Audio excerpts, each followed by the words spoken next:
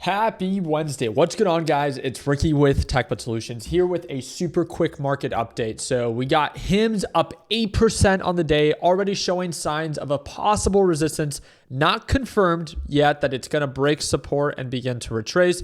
But yes, I do have an active short position right now. I want to show it to you guys. I'm pretty much break even. In today's live trading session, we talked about it. We waited for this thing to gap up, show signs of resistance, and then took a position while it was beginning to consolidate. My position is still relatively pretty light. It's just about 2,000 shares. It's roughly right around $100,000 for a short position.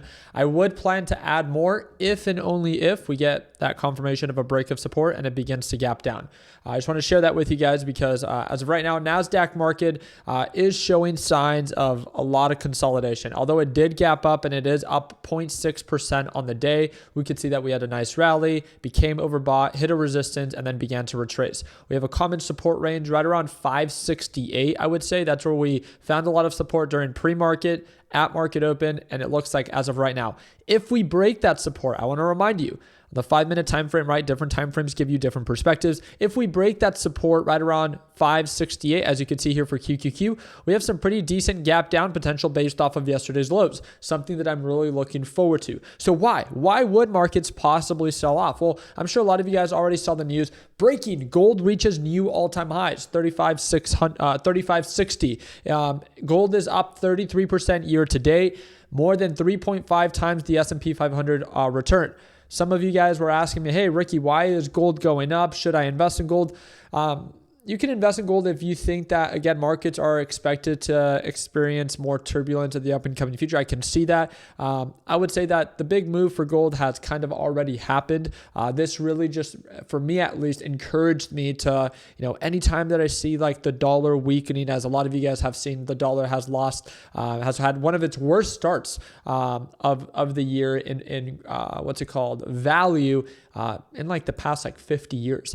It's been absolutely insane, which again, in combination of the weakening of the dollar, in combination with the global instability, gold tends to thrive during unstable or uncertain conditions. You can look this up yourself, but what this really encouraged me is anytime that I see that the dollar is weakening or markets are becoming more unstable, people refer or return back to gold. And this is something that, I've never actually just purchased blocks of gold. Obviously, there's ETFs available that, represent the value of gold, and you can always be able to invest in those, which would almost make the most sense as of right now, instead of buying tangible gold. But I think it'd be pretty cool, right? If the dollar begins to pick up in value and the gold begins to maybe retrace. Something that I'm really excited to invest in maybe in the future is when gold becomes cheaper to maybe invest in gold, right? Just something that I wanted to share with you guys because, again, 33% year to date. I mean, we're 8 to 9 months in, and obviously that's been an amazing return within a very short period of time. I thought it was something worth sharing, right? Plant the seed there, and whenever it is that we see the opportunity presenting itself, to not be afraid to take advantage of that opportunity. Just in United States collected $31 billion in tariff revenue in August, the highest monthly total this year. So as you guys could see, tariff revenue in the billions was nearly 25 billion. And then this one was right around like 27, 28. Then we were right around 29 in July. And then now at $31 billion. This is great, right? Because in hindsight, these tariffs are supposed to, this tariff revenue hopefully is going to be used to pay off our debt. Now, the part that people continue to ask is, hey, where's all this money coming from? Oh, it gets paid by other countries. That's what people continue to say. That is not true, right? If you have any form of business that you import within the United States, it's always the consumer that pays the tariff, the companies, the producers, the manufacturers, that they pay to import it, and then they pass down that tariff tax down to the consumer.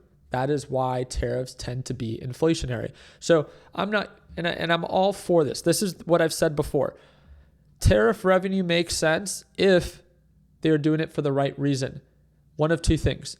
To bring back jobs to the US. Okay, I get that. I can get behind that. And the second thing is to use that tariff revenue to pay off our deficit. But on top of that, the whole reason that they were going to implement these tariffs were to get rid of federal income tax. Where is that energy? That has not been talked about or entertained at all. It was a thing that Trump campaigned on to leverage tariffs and the benefits of them, of like, hey, if we make enough money off of tariff revenue, that can then there replace the money that we make off of, federal income tax, which is like $3 to $4 trillion a year. And obviously within the first year, we don't expect federal income tax to completely get abolished. I'm very realistic. Even if it took 5 years, at least we're working towards something of slowly chipping away at it. There has been no conversation. The only thing that we're hearing as of right now is that, hey, these tariffs might actually be illegal, right? We talked about it yesterday, where right now Trump is currently fighting in the U.S. appeal courts. He's most likely going to submit an appeal, and then we'll see what the Supreme Court actually ends up deciding to do. But that's the one of two things that also you need to take into consideration, is that this tariff revenue looks great when it comes down to the headlines, $31 billion, and especially if it's being used to pay off our deficit. I'm all for that. And also to get rid of federal income tax. I think a lot of people can get behind that. But when now the tariff revenue might have to get refunded, when the tariff revenue isn't even being used to pay off our deficit, it's kind of just all messy, right? At least that's how I've been interpreting this. You guys let me know down in the comment section what you think. I just wanted to do my part in also keeping you guys up to date that, hey, this is maybe a step in the right direction if it's being used and applied appropriately. $31 billion is a lot of money. It's the most that we've experienced this year, and hopefully it is being used for the right reason. But again, the main issue that I've always had with politicians is that they will always blame us for the mistakes that they make for mismanaging our funds. How can you campaign on, hey, we're going to use this tariff revenue to get rid of federal income tax, and we're just going to create our own tax, right? Tariff revenue. I'm all for that, because then at that point you just decide what it is that you want to overpay for, but at least you get to control that. Now we're overpaying for things. This is always going to get passed down to the consumer.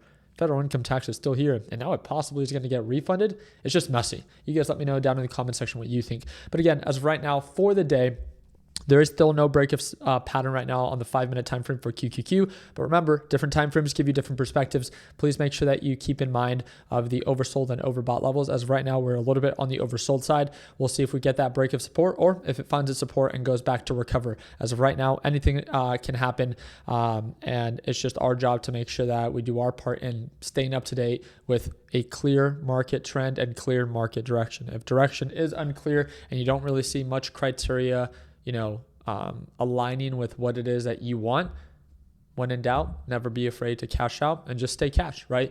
Be calculated, be intentional, and don't be afraid to be selective in this market full of chaos. I appreciate your time. Hope that earned a thumbs up. And don't forget, if you want to watch me trade live as soon as tomorrow, second link in the description down below. You can join for as little as $1.35 a day is what it breaks down to. It's a one-time payment, lifetime access. You're not going to want to miss it. Second link in the description down below. Like always, let's make sure that we end the year on a green note. Take care, team.